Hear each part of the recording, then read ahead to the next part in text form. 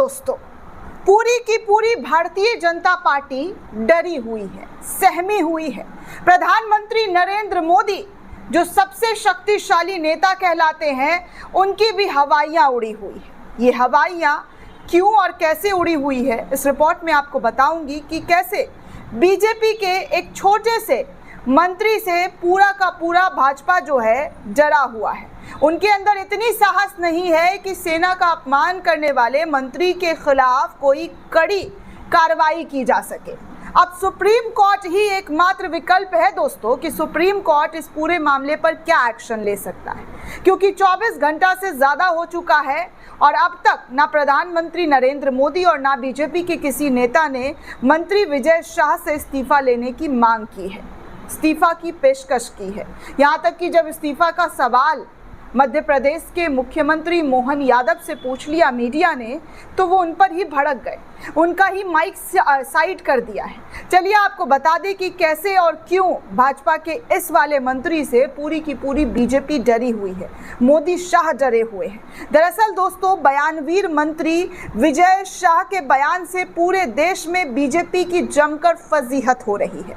नैतिकता और मर्यादा की पाठ पढ़ाने वाली पार्टी विजय शाह के सामने पूरी तरीके से असहज है, बोले तो नतमस्तक उनके सामने झुकी हुई है। बात बात पर विपक्षी नेताओं से इस्तीफा मांगने वाली भारतीय जनता पार्टी अपने मंत्री विजय शाह पर कोई बड़ा एक्शन नहीं ले पा रही है। दुनिया भर में भारत सरकार, जी हाँ, दुनिया भर में भारत की सरकार ने कर्नल सोफिया कुरैशी को आगे लाकर जो संदेश दिया, विजय शाह ने उस पर पलीता लगा दिया। लेकिन बीजेपी इस्तीफा लेने का साहस विजय शाह से नहीं कर पा रही है। आइए आपको उस डर के बारे में समझाते हैं दोस्तों, जिस डर से भारतीय जनता पार्टी इनके सामने घुटने टेके हुई है। विजय शाह के मुद्दे पर अभी तक पार्टी ने चुप्पी साध रखी थी। उमा भारती जैसे कद्दावर नेत्री शुरुआत से ही विजय शाह की बर्खास्तगी की मांग कर रही हैं। गुरुवार को भी जिस तरीके से बीजेपी नेताओं के बयान आने लगे, उससे लगा कि पार्टी अब बचाव में जुट गई है। सीएम मोहन यादव ने कहा कि हमने कोर्ट के आदेश का पालन करना है।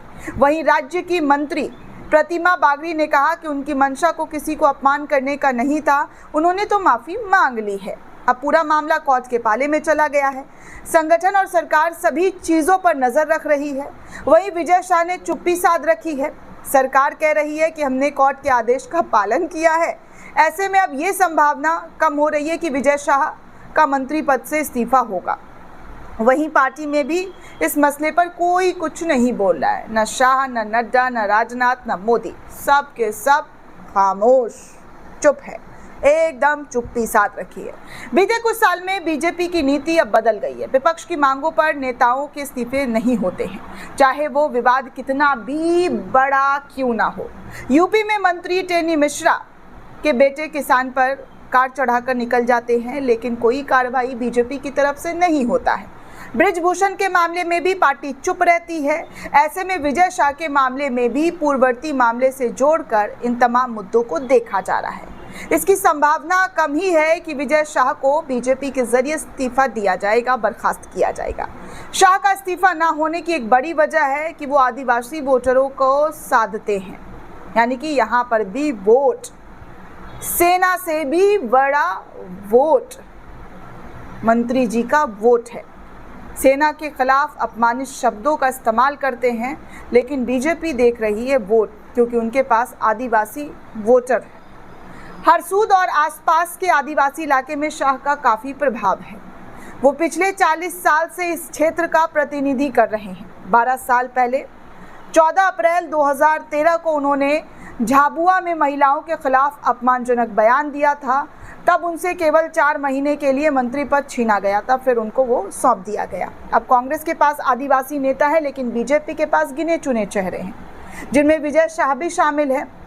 मध्य प्रदेश लगभग 22% आदिवासी है। विधानसभा की 47 और लोकसभा की 6 सीटें इसी वर्ग के लिए आरक्षित है। पिछले 20 सालों में बीजेपी का इन सीटों पर जीत का ग्राफ ऊपर नीचे होता रहा है। 2018 के चुनाव को देखा जाए तो बीजेपी ने आदिवासियों के बीच अपना जनाधार खो दिया था। इस बार के चुनाव में बीजेपी और कांग्रेस के बीच केवल 2 सीटों का ही अंतर रहा। एमपी में आदिवासियों की आबादी 22% है। इनमें गोंड आदिवासियों की आबादी 35% है। विजय शाह गोंड समाज से ही आते हैं, साथ ही वो गोंड रॉयल फैमिली से भी ताल्लुक रखते हैं। कांग्रेस के पास आदिवासी समाज से कई बड़े नेता हैं, जिनमें उमंग सिंघार, बाला बच्चन, कांतिलाल भूरिया, ओमकार सिंह मार्का, हीना काबरे और सुखदेव पांसे। बीजेपी इस मोर्चे पर कमजोर दिख रही है। ऐसे में शाह पर कार्रवाई का कोई जोखिम जो है भाजपा नहीं उठानी चाहती है। यानी कि कुल मिलाकर देश की सेना का अपमान करने वाले मंत्री को इस वजह से छोड़ दिया जाएगा क्योंकि इनके पास वोट बैंक है। विजय शाह जो है आदिवासी समाज से आते हैं, इसलिए इनके पास एक बड़ा वोट बैंक है जो बीजेपी के लिए नुकसान पहुंचा सकती है। अब आप सोचिए कि राष्ट्रहित, देश हित की बात करने वाली पार्टी के लिए देश सबसे बड़ा है या वोट सबसे बड़ा है? इसका फैसला दोस्तों आपको करना है, आपको बताना है कि ये फैसला जो है क्या सही है, क्या गलत है, कमेंट करके लिखिएगा। इस्तीफा लेने का एक और बड़ा कारण ये भी है दोस्तों कि विजय शाह के बगावती तेवर। विजय शाह के करीबियों का कहना है कि जब हाई कोर्ट ने शाह के खिलाफ एफआईआर दर्ज करने की बात कही, तब संगठन ने कथित रूप से उन्हें इस्तीफा देने के लिए कहा, लेकिन शाह के खेमे से खबर आई कि अगर इस्तीफा का ज़्यादा दबाव बना रहा तो वो मंत्री पद के साथ विदायगी भी छोड़ देंगे। ऐसे में बीजेपी के लिए ये रहा बहुत चुनौतीपूर्ण हो सकता है। एमपी हाईकोर्ट के निर्देश पर विजय शाह पर एफआईआर तो हो गई है। ऐसे में सबकी निगाहें सुप्रीम कोर्ट पर टिकी है। अब सुप्रीम कोर्ट क्या कहती है, इसके बाद ही सरकार आगे फैसला लेगी।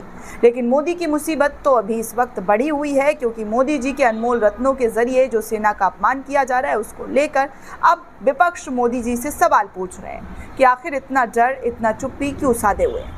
अब मोदी के पास कुछ ही घंटे हैं और उन कुछ घंटों में सुप्रीम कोर्ट एक्शन लेगा या मोदी एक्शन लेंगे, ये देखना दिलचस्प होगा। दोस्तों, इस पूरे रिपोर्ट को लेकर आप क्या सोचते हैं, आपकी क्या प्रतिक्रिया है, हमें कमेंट करके ज़रूर बताइएगा। साथ ही साथ चैनल को ज़्यादा से ज़्यादा लाइक, शेयर और सब्सक्राइब करना बिल्कुल भी ना भूलें। धन्यवाद दोस्तों।